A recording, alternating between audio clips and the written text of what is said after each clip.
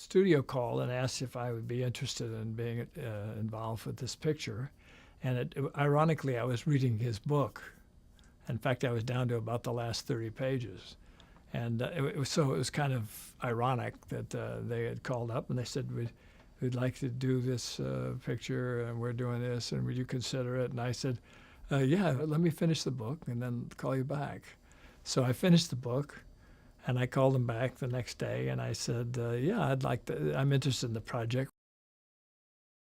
He played himself in the film, and Kevin, he was of great value, and several of the other fellows too who knew him really well. He was a great value because I met with Taya, his wife, and I met with his father and his mother. And from relatives, you can gain a lot, but they all said sort of the same thing. He was definitely extremely interested in defending his country.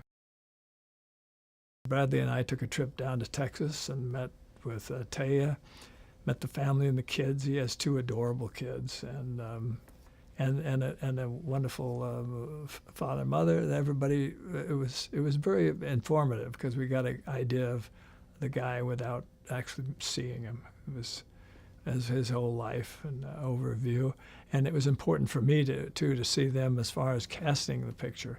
So when I cast those characters in the picture, starting with Taya on down, I had to have people that I thought could affect that same kind of enthusiasm she had.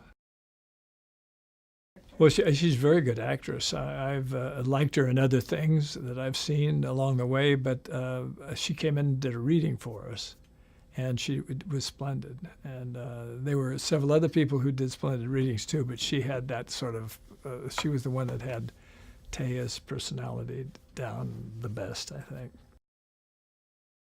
He's a very activist actor, as I was when I was young, and I was interested in the overall project, and that's probably what drove me into being a director more than an actor. That's an important aspect of the story. It's not just shooting and all that. I mean, there's some exciting action in the film, but the action isn't the soul-driven aspect of it. It's the relationships. And their relationship is certainly the most important relationship in the picture. He came up with this idea, he and another friend who was also a Navy SEAL, came up with this idea of he'd have this shooting range and they'd go out and they'd practice shooting and bring some of these fellas that were off and just meet with people who have been through similar experiences and all exchange ideas and talk about it and maybe have a few beers or whatever and just kind of relax and try to get them back on key, on target as coming back into civilian life and enjoying their family and taking responsibility for the way their civilian life goes.